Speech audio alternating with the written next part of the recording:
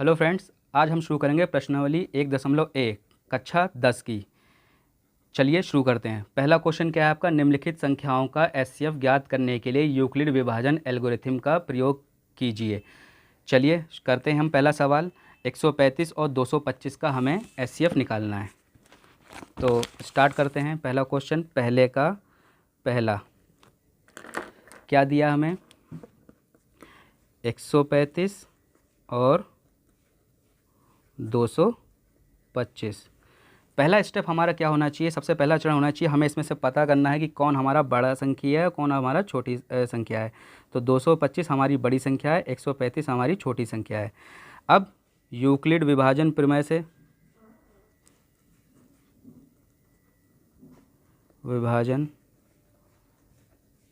से a equal to B Q plus are.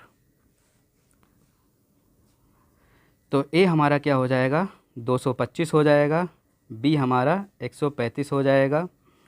अब हम क्या करेंगे, इसको भाग देंगे और भाग भी हम यहीं सामने करेंगे, जिससे आपको जो है टीचर पे सही इंप्रेशन जाए, वो जान जाएगा कि आपको ये आता है सवाल। आप पीछे ना करें, यहीं पे आप रफ वर्क आपका इधर सामने ही करें।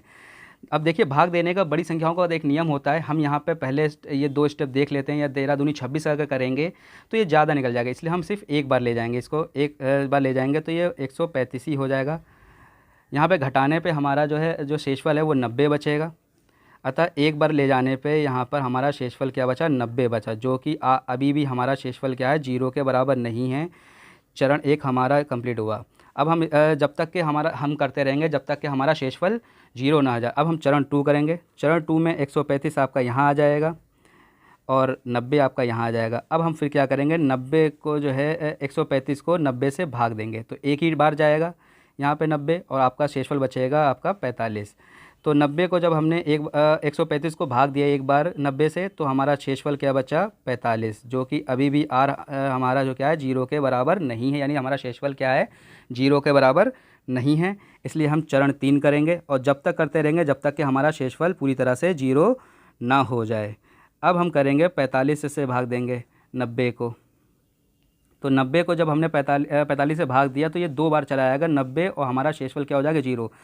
अब यहाँ पे हमने जब 2 बार इसको भाग दिया तो हमारा शेषफल क्या हो गया, 0।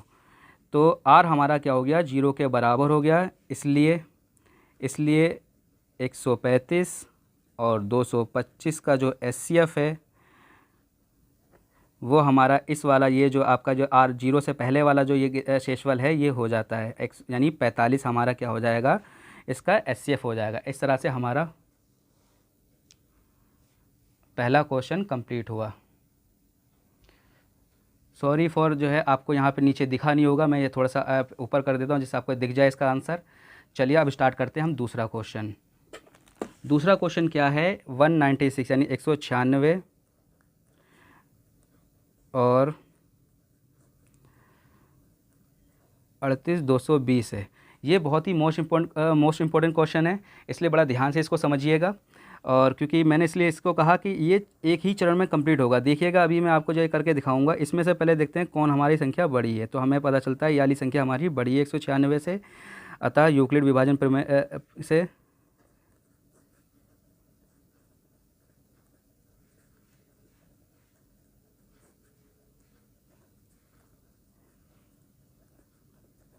तो हमारा ए जो है ये हो जाएगा और बी हमारा 196 हो जाएगा। अब हम इसको भाग दे के देखेंगे इधर यहाँ पे कितनी बार में ये चला जाएगा। तो यहाँ पे देखिए 3 डिजिट यहाँ 3, अगर मैं इसको 2 बार करूँगा तो ये यहाँ इससे ज़्यादा निकल जाएगा। हम एक ही बार ले जाएंगे 196, घटाने पे हमारा यहाँ पे बचेगा 186। अब हम उतार लेंगे ये वाला 2। अब देखिए यहाँ पर ये 200 है और यहाँ पर ये 1900 के करीब है ये। तो हम क्या करेंगे, इसका हम करीब करीब 9 बार ले जाएंगे, तभी हमारा जो है बन पाएगा। क्योंकि 200 का 9 करें तो 1800 हो जाता है, इसलिए हम यहाँ पे 9 बार ले जाएंगे। जब 9 से इसको हमने ले गए तो 9 6 54 का 4, 9 9 81 और 5 86, 9 एकम 9, 9 8 17, तो 1764 हो गया। घटाने पे हमारा शेषफल 98 बचेगा और फिर हम याला 0 यहाँ पे उतार लेंगे। अब देखिए ये देखिए करीब 1000 के करीब है, ये 200 के, तो हम इसका 5 बार ले जाएंगे तो हो जाएगा ये। तो ये 980 हो गया। तो अब देखिए हमारा शेषफल यहाँ एक बार में ही जीरो आ गया, यानी हम 195 से इसको जो है मल्टीप्लाई करते हैं तो हमारा शेषफल क्या होता है, जीरो बचता है। अतः जो है यहाँ पर पहले ही स्टेप में हमारा चरण एक में ही ये जीरो हो गया। शेषफल शून्य है, तो जो भाजक होता है यानी ये 196 ही है, इसका HCF होता है। तो इस तरह से हमारा दूसरा सवाल हो गया। तीसरा सवाल क्या है एक्सरसाइज का आपका, 867 और 255। तो चलिए फिर से वही करेंगे, इसमें से कौन बड़ा है, 800, ऑफकोर्स 867 बड़ा है 255 से, तो यूक्लिड विभाजन प्रमेय से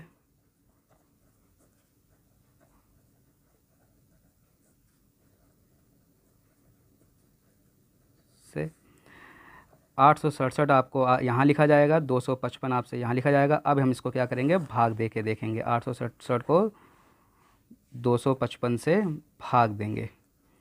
देखिए 255 लगभग 250 के बराबर, यहाँ ये करीब 900 है, तो हम इसको 3 बार ले जाएंगे।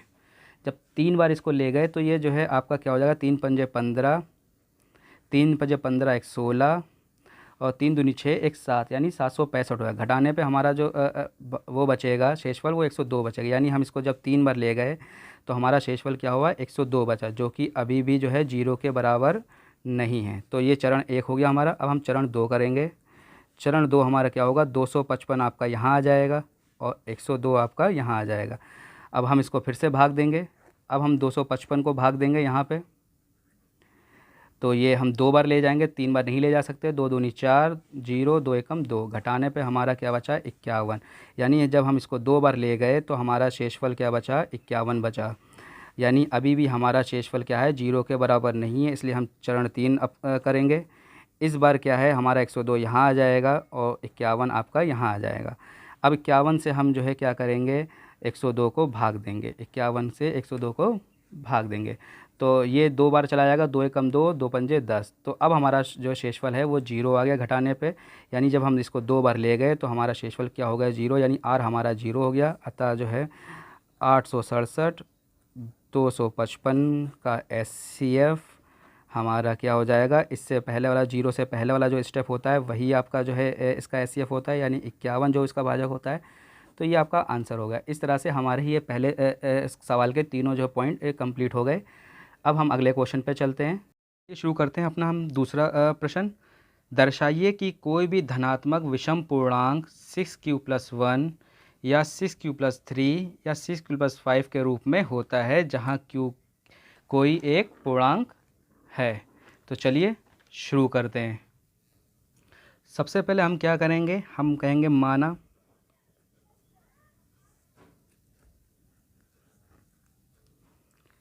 ए एक विषम पूर्णांक है, तो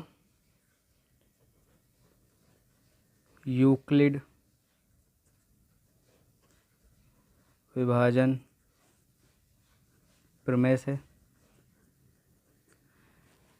हम तुलना करते हैं a=bq+r की।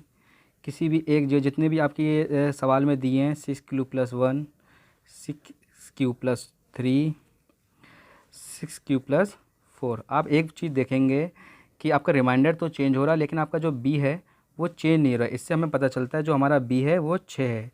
तो जब b 6 हो जाएगा तो अब शेषफल क्या है, वो 6 से हमेशा छोटा रहेगा। तो शेषफल क्या रहेगा हमारा, शेषफल 6 से छोटा होगा।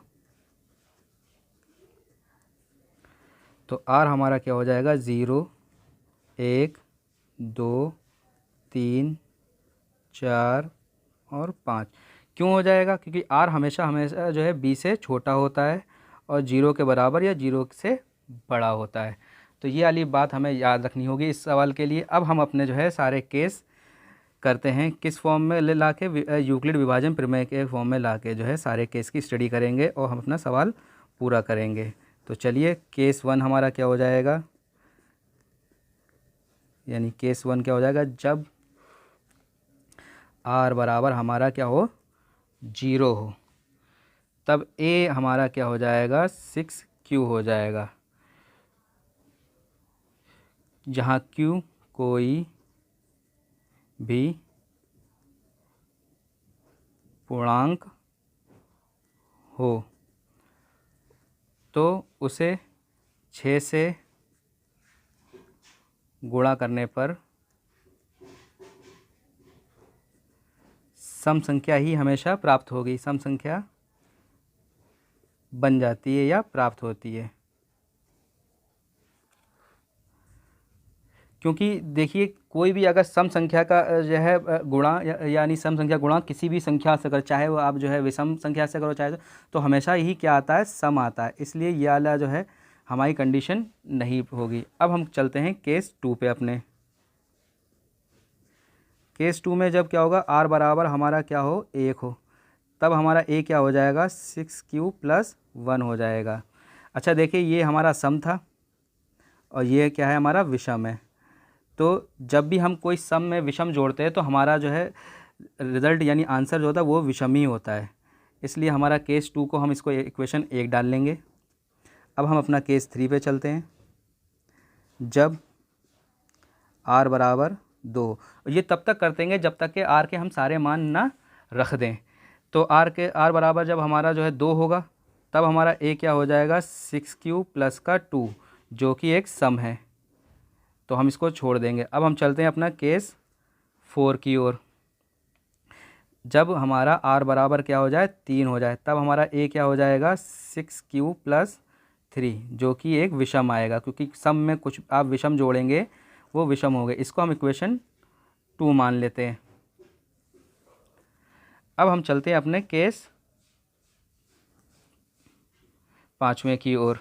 जब r बराबर हमारा क्या हो 4 हो तो a बराबर हमारा क्या हो जाएगा 6q + 4 जो कि एक सम है, इसको भी हम छोड़ देंगे। अब हम अपने आखिरी केस पे चढ़ते हैं। जब r बराबर हमारा क्या हो, जब हमारा r बराबर क्या हो, केस हमारा जो है 6, r बराबर हमारा क्या हो 5 हो तब a बराबर हमारा क्या हो जाएगा bq + 5। ये इक्वेशन हम इसको 3 डाल देने, समीकरण 3 डाल देते हैं, क्योंकि ये एक विषम ही आएगा, क्योंकि विषम संख्या जोड़ने पे हमेशा विषम ही आता है। अब अतः आप तीनों समीकरण देख लीजिए, समीकरण 1, 2 और 3 से आप देखेंगे से स्पष्ट है कि सभी धनात्मक विषम पूर्णांक